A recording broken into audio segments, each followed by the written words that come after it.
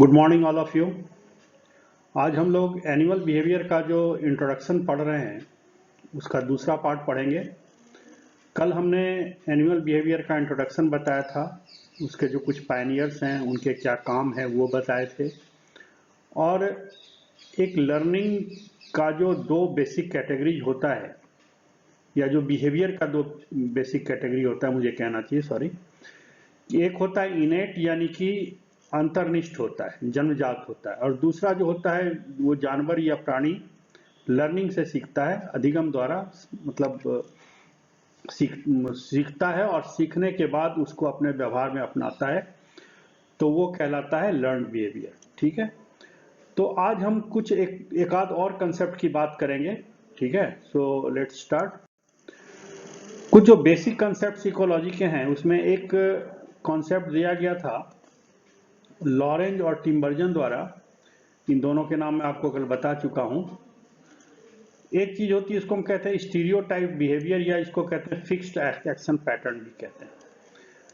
तो इसको stereotype behaviour मतलब ऐसा बिहेवियर जो कहीं ना कहीं जीन में एम्बेडेड है, जन्मजात है, और ये बिहेवियर आमतौर पर इनेट टाइप है, इनफ्लेक्सिबल है, और ये हमेशा जानवर उसी हिसाब से उस बिहेवियर को, उस व्यवहार को प्रदर्शित करता है। जैसे मान लीजिए ग्रे लेग गूज करके चिड़िया है, इसका अगर एक अंडा अगर फिसल जाता है तो ये अंडे को सामने से पुश नहीं करेगा, हमेशा क्या करेगा, चोंच को अंडे के आगे लाएगा और उसको उस तरह से रोल करके अपने नेस्ट तक लाता है। तो यही है कि if the egg is slipped away she continued the motion, once started the behaviour must be completed in a specific way. तो अंडे को लाने के लिए उसका एक तरीका होता है कि चोंच आगे करके अंडे को पीछे रोल करने का तरीका, इसको कहते हैं स्टीरियोटाइप बिहेवियर। मतलब इस प्रकार का बिहेवियर जो है ये बदलता नहीं है। ठीक है, चलिए नेक्स्ट देखते हैं। इसी स्टीरियोटाइप बिहेवियर का एक, आप कहिए कि स्टीरियोटाइप बिहेवियर तो नॉर्मली उस प्रकार से भी आ सकता है कि लर्निंग की वजह से, या कोई आदमी या कोई प्राणी जो है एक विशेष प्रकार से जन्म से बिहेवियर करता रहा हो। जैसे कोई लेफ्ट से लिखता है, कि लेफ्ट से लिखने के लिए उसके ब्रेन में भी कॉन्फ़िगरेशन थोड़ा अलग होता है, जो लेफ्टी होते हैं, लेकिन अगर लेफ्टी है तो लेफ्ट से ही सारा काम करेगा, ये स्टीरियोटाइप बिहेवियर। तो उसी प्रकार से एक स्टीरियोटाइप बिहेवियर का ही एक प्रकार है, इसको हम कहते हैं फिक्स एक्शन पैटर्न। मतलब ये सीक्वेंस ऑफ अनलर्न, ये चीज अनलर्न एंड इनेट बिहेवियर, मतलब एक ऐसे व्यवहार का ये अनुक्रम है, ऐसे व्यवहार का क्या कहते हैं, क्रम है, जो अनलर्नड है, जो सीखा नहीं जाता, और ये जन्मजात बिहेवियर होता है, और दिस इज अनचेंजेबल। ये मैंने कहा जैसे स्टीरियोटाइप होते हैं वो भी फ्लेक्सिबल नहीं होते, लेकिन ये वो समहाउ लर्न हो सकते हैं। ये इनेट भी हो सकता है, लर्न भी हो सकता है, लेकिन जो फिक्स एक्शन पैटर्न है it is completely इनेट and unlearn, और एक बार अगर शुरू हो जाए तो वो पूरा होता ही है। Once initiated usually carry to the completion. और उसमें फिक्स एक्शन पैटर्न का जो एक है, एक एग्जाम्पल है, वो कुछ साइन स्टिमुलस है जो कुछ जानवर जो हैं वो दर्शाते हैं। ठीक है, कि कुछ क्या करते हैं कि उनका एक किसी चीज को देख करके, जैसे मैंने कहा था ना कल की, अगर एक बुल होता है वो लाल कपड़ा देख के भड़कता है। हर आदमी का क्या होता है कि कुछ चीजें ऐसी होती है जिसको देख करके वो इरिटेट होता है। ठीक है, या उसको देख करके अनकंफर्टेबल होता है, या उसको देख करके उसको स्नेह आता है किसी के प्रति। तो साइन स्टिमुलस दोनों प्रकार से काम करता है। अगर कोई, जैसे माँ अपने बच्चे को देखती है, बच्चा अपने माँ को देखता है तो हर्षित होता है, तो माँ का देखना जो है इस काइंड ऑफ साइन स्टिमुलस। तो साइन स्टिमुलस कई प्रकार के व्यवहार को रिलीज करता है। और ये जो एग था, अभी अभी आपने देखा, अंडे को देख करके भी एक तरह का साइन स्टिमुलस आया। और दूसरा एक फिक्स एक्शन पैटर्न मैं आपको बता रहा हूँ, ये मेल स्टिकल बैक, एक मछली होती है जिसके बैक पर यानी कि पृष्ठ भाग पर इसका जो क्या कहते हैं डॉर्सल फिन है, वो हंसिए के आकार का होता है, इसको कहते हैं स्टिकल बैक। ये साइन स्टिमुलस होता है। तो जैसे मैंने कहा कि इसका जो मेल होता है ना, उसका अंदर वाला पार्ट थोड़ा सा रेड होता है। तो जैसे ही कोई मछली आती है जिसका नीचे वाला भाग जो वेंट्रल पार्ट है, अगर ये रेड है तो उसको देख के ये अटैक करता है। ये एक उसमें नेचुरल टेंडेंसी है जो 3 स्पाइन स्टिकल बैक है। उस मछली में एक सामान्य टेंडेंसी है, ये जन्मजात प्रवृत्ति है कि किसी भी, जैसे मछली जिसको स्पीसीज आ गई, कौन स्पेसिफिक आ गई वहां पर, तो अगर इसका बेली रेड है यानी उधर वाला भाग लाल है, तो उसको देख के सहज रूप से उस पर अटैक करेगा। और ये नॉर्मली होता क्या है कि जो मेल होते हैं वो इसमें पेरेंटल केयर होता है इस मछली में, और जो मेल होते हैं वो आमतौर पर क्या करते हैं कि कोई फीमेल होती है तो फीमेल के नीचे जो होता है ना उसका अंदर नीचे वाला भाग वो रेड नहीं होता, तो आमतौर पर फीमेल के साथ कुछ प्री रिप्रोडक्टिव इनका मूवमेंट होता है, डांस होता है, और फिर क्या होता है फीमेल उसके साथ जाती है और फिर जाकर के ये निषेचन की क्रिया करते हैं। निषेचन की क्रिया के पश्चात जो अंडे बचते हैं उसको मेल करता है, उसकी रखवाली। जो दूसरा मेल होता है आमतौर पर उसकी प्रवृत्ति होती है कि एक पहले वाला जो मेल है उसके अंडे को हम खत्म कर दें।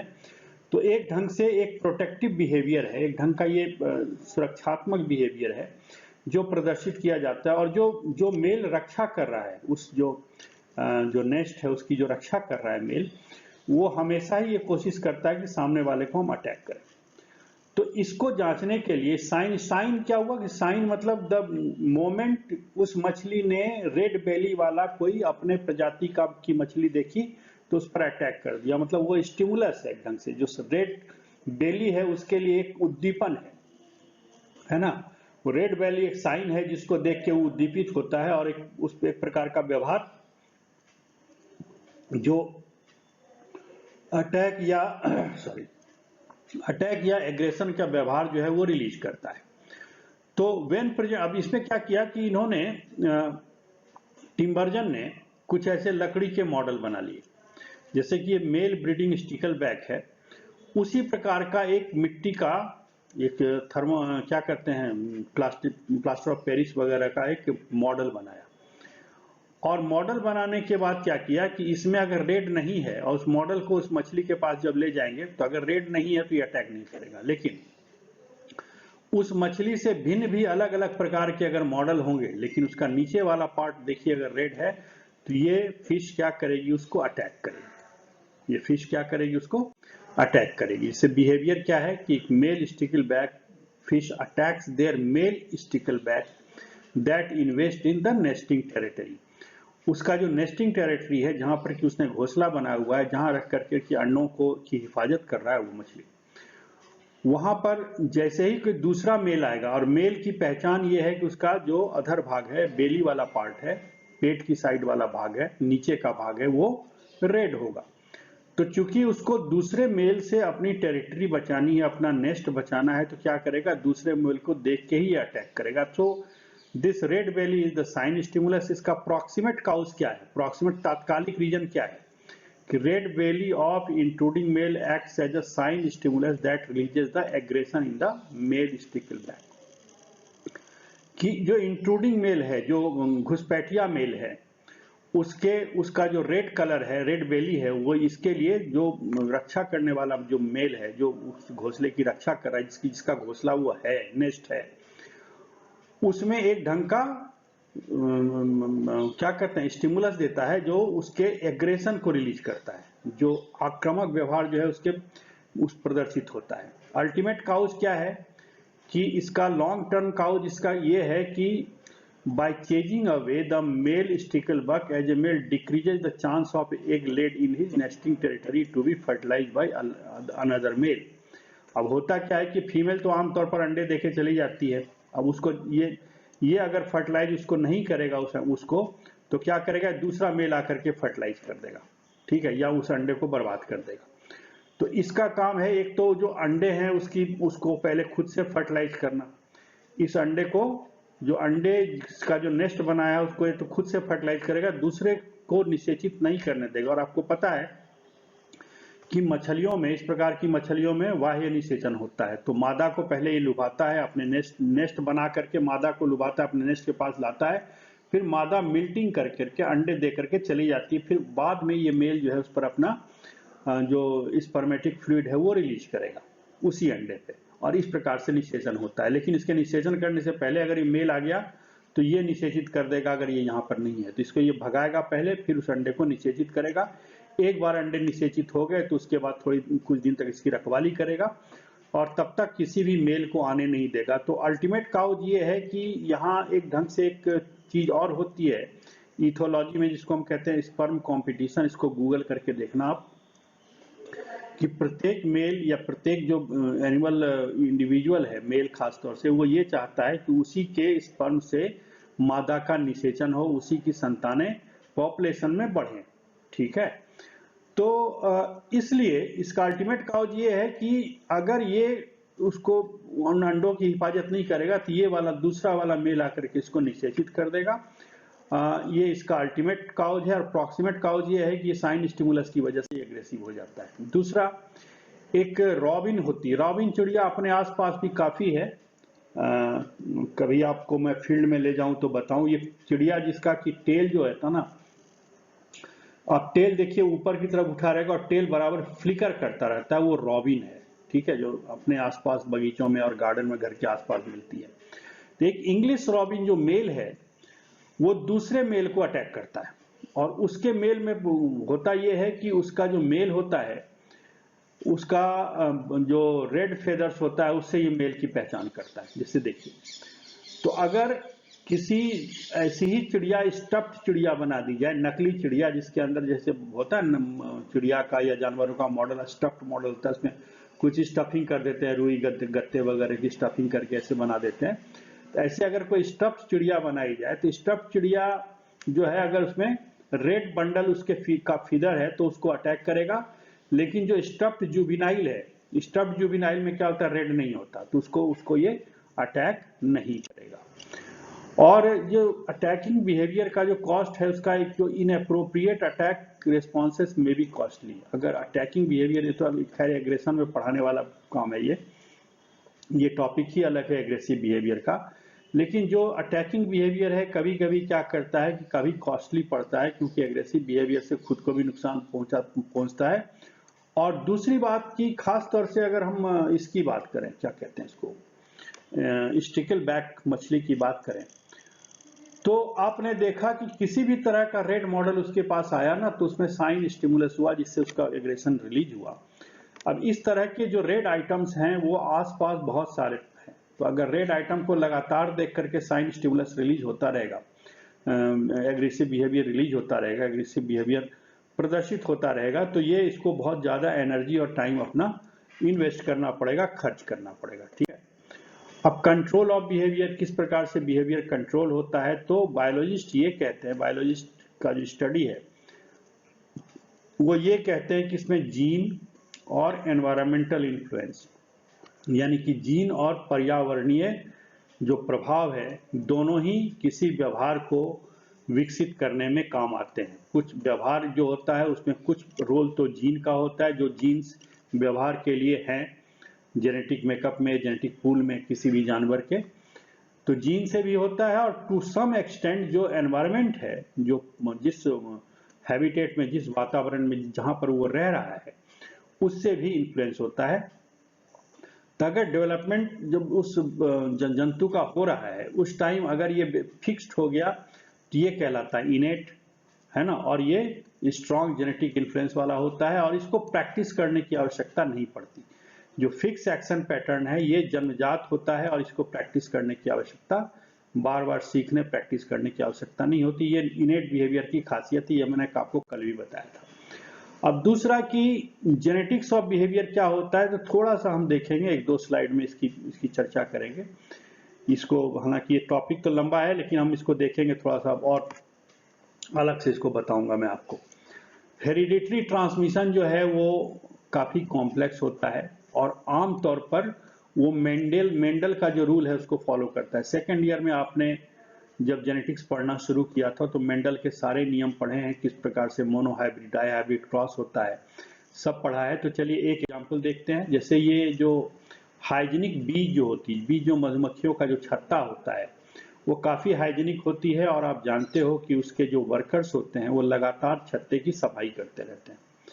तो आमतौर पर क्या करता है कि जो जितने भी उसके छत्ते के जो घर बने हुए हैं छोटे छोटे, देखिए आमतौर पर वो घरों में क्या होता है, भोजन पड़ा रहता है या अंडे पड़े रहते हैं, और अंडे जो है उसके ऊपर ये वैक्स से या जो मोम उसके शरीर से निकलता है मादा मधुमक्खी के, उससे ये कैप कर देता है, उसको ढक देता है।